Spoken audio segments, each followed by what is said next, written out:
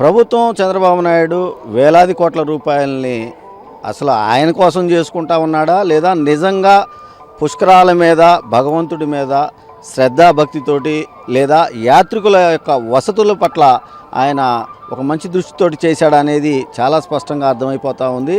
కేవలం ఆయన సొంత స్వార్థం కోసం ఈ పని చేస్తూ ఉన్నాడు తప్ప రెండోది లేదు. దానికి ఉదాహరణలు కూడా నేను చాలా స్పష్టంగా చెప్పదలుచుకున్నాను.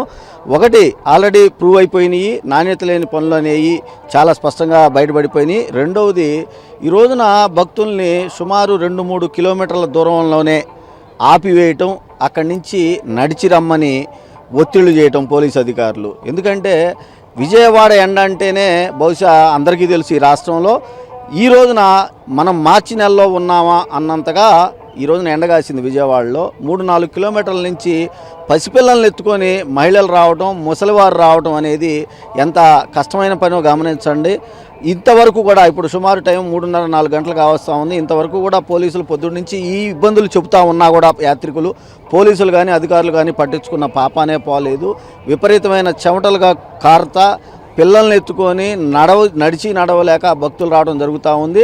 ఈ అష్టకష్టాలు పడి ఘాట్ని చేరుకుంటే ఒక్కసారి ఘాట్లో ఉన్న నీటిని చూస్తే భగవంతుడా మేము పుష్కరాల కోసం వచ్చామా, లేదా ఈ మురికి నీరు మా ఊళ్ళోనే మా మురికి కాలువల్లో నీరు ఎలా ఉందో అలానే ఉంది కదా, ఇంత దూరం ఎందుకు వచ్చామయ్యా మేము అన్న బాధలు ప్రతి ఒక్కళ్ళు ఇవాళ చెబుతూ ఉన్నారు. ఎందుకంటే 1.4 మీటర్ డెప్త్లో నీళ్లు పెట్టిన రోజునే మేము ఎస్సీ గారికి చాలా స్పష్టంగా చెప్పాము, సార్ ఇన్ఫ్లో ఎంత ఉందో అవుట్ఫ్లో అయినా అంతే ఉండాలి, వచ్చే వాటర్ ఎంత వస్తుందో అంత వాటర్ని బయటకు పోయేటట్టు ఏర్పాట్లు చేయండి అంటే చేయకుండా సుమారు 1/2 కిలోమీటర్ లెంగ్త్న ఈ ఘాటును తవ్వి ఈ 1/2 కిలోమీటర్ కూడా నీరు నిలబడిపోయింది. ఉదయం నుంచి ఇంతవరకు కూడా నీరు నిలబడిపోయి క్లోరినేషను ఎక్కువ వేసేసి, అంటే మురికి ఎక్కడ బయటపడుద్దా దాని నుంచి తప్పించుకోవాలని చెప్పేసి క్లోరినేషన్ ఎక్కువ వేయటం, భక్తులకి ఎంతోమందికి ర్యాషెస్ రావటం, పొరపాటున మింగి ఇవాళ మరి బాధలు పడుతున్నటువంటి భక్తులను కూడా చూడొచ్చు.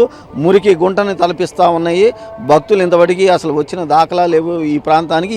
అసలు పుష్కరాల్లో ఈ టైంలో కిటకిటలాడిపోవాల్సిన ఈ ఘాటు కానివ్వండి, ఒక్కసారి అటువైపు చూస్తే కనకదుర్గమ్మ పాదాల చెంత ఉన్నటువంటి ఘాటు కానివ్వండి, అసలు ఒక్క యాత్రికుడు అంటే ఎంత తక్కువ మంది యాత్రికులు వచ్చారు, ఎంత ఎక్కువ మంది సిబ్బందిని పెట్టారనేది చాలా స్పష్టంగా చూడొచ్చు. ఇంద్రకీలాద్రి మీద కూడా అసలు ఒత్తిడి లేనే లేదు.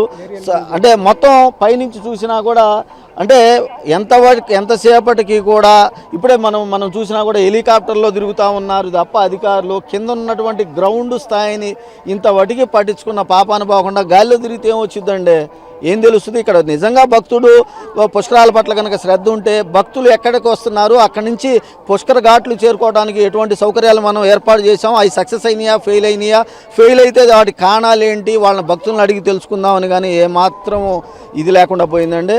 మరి ఇవాళ ఉదయం నుంచి మీరు మీ నియోజకవర్గంలో ఉన్న ఘాట్లన్నీ కూడా మీరు పరిశీలించినారు, మిగతా ప్రాంతాల పరిస్థితులు? మా నియోజకవర్గంలో ఇప్పటికే నేను 6 ఘాట్లు చూసి వచ్చానండి. ఈ 6 ఘాట్లు మొత్తం మీద కూడా 2000 మందికి భక్తులు మించి రాలేదండి.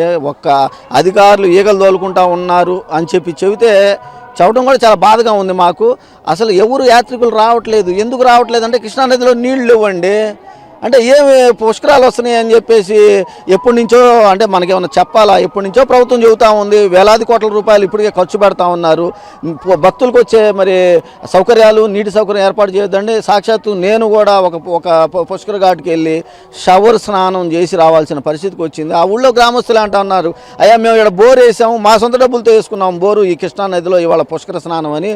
ఈ బోర్లో రోజు మేము ఈ కట్టక అవతల వైపు ఉండి మా గ్రామంలో మా ఇళ్లలో మేము చేసే షవరే ఇది, కానీ వాళ్ళు ఏదో భక్తి అని చెప్పి మేము పుష్కరాలు మంచి రోజు అని వస్తే నీళ్లు లేకుండా మమ్మల్ని ఈ విధంగా ఇబ్బంది పెట్టి చేయడం అనేది, పైగా మరి పుష్కరం 12 సంవత్సరాలకి ఎప్పుడో ఒకసారి వస్తుంది కాబట్టి ఈసారి పుష్కరాలకి మరి మేము ఉంటామో లేదో అనేది, పైగా పితృదేవతలందరికీ కూడా మనం ఒక ఆచారం ప్రకారం చేసుకోవాల్సిన పండగ లాంటిది కాబట్టి అది చేసుకునే అవకాశం కోల్పోతామేమోనని చివరికి గతి లేని పరిస్థితుల్లో ఈ పుష్కర స్నానాన్ని షవర్ స్నానంగా మార్చుకొని మరీ చేయాల్సిన పరిస్థితిలోకి వచ్చిందని భక్తులందరూ కూడా ఆవేదన చెందుతూ ఉన్నారండి. అంటే ఒకవైపు కృష్ణా బోర్డుని దాదాపు 5 నుంచి 8 టీఎంసీల నీళ్లు కావాలని చెప్పేసి అడిగి తీసుకున్నటువంటి పరిస్థితి ఉంది. మరి ఆ నీళ్ళని కిందకి ఎందుకు వదలలేకపోయినా? అదే చెప్తున్నామండి, ఎక్కడిని తీసుకోవాలి, వీళ్ళు శ్రీశైలంలో తీసుకున్నామని చెప్తున్నారు. శ్రీశైలం నుంచి సాగర్కి వచ్చేది ఎప్పుడు, సాగర్ నుంచి పులిచెంతలేంది, పులిచెంతల నుంచి ఇక్కడికి ఏంది, అంటే అసలు ఒక పద్ధతి కానీ లేదా ఒక ఆలోచన కానీ లేకుండా ఈ రోజున ప్రభుత్వం చేసింది అని చెప్పి చెప్పడానికి ఇదే ఉదాహరణ అండి. గతంలో ఉన్న పెద్దలు కానివ్వండి, నేను చూసా 82, 83 నుంచి నేను పుష్కరాలు, నేను 82లో ఇదే కృష్ణానదిలో పుష్కర స్నానం చేసినోండి నేను. అసలు అప్పుడు నీళ్ళు ఎలా ఉన్నాయి, ఇప్పుడు నీళ్ళు ఎలా ఉన్నాయి, రైట్, పరిస్థితులు బాగాలేదు అనుకుందాం, కానీ పరిస్థితులు అయినా కూడా ప్రభుత్వం మరి వేలాది కోట్లు 2,500 వేల కోట్ల రూపాయలు ఖర్చు పెట్టిందని అంటే దేనికోసం ఖర్చు పెట్టిందండి?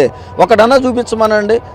ఏమన్నా సౌకర్యాలు ఏమన్నా ఉన్నాయా? మురికి గుంటల్లాగా ఉన్నాయండి. మీరు బహుశా పొద్దున కూడా చూసే ఉంటారు. మురికి గుంటల్లో పంపులు పెట్టి నీళ్లు తోడినట్టు తోడాల్సిన పరిస్థితి అధికారులకే వచ్చింది అని అంటే ఎంత దారుణమైన పరిస్థితులు ఉన్నాయి.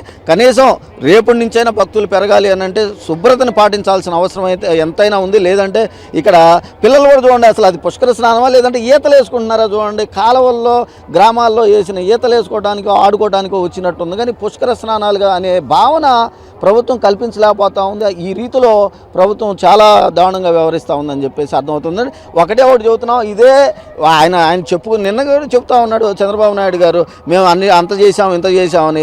రాత్రి అన్ని డబ్బులు ఖర్చు పెట్టి ఆ విధంగా చేయడం రైట్, ఓ రంగం మంచిది. మరి అదే శ్రద్ధ ఇక్కడ ఉండి చూపించవచ్చు కదండి చంద్రబాబు నాయుడు గారు. ఇవాళ అసలు భక్తులు ఎందుకు రావట్లేదని కనీసం రివ్యూలు అన్న చేస్తూ ఉన్నారా?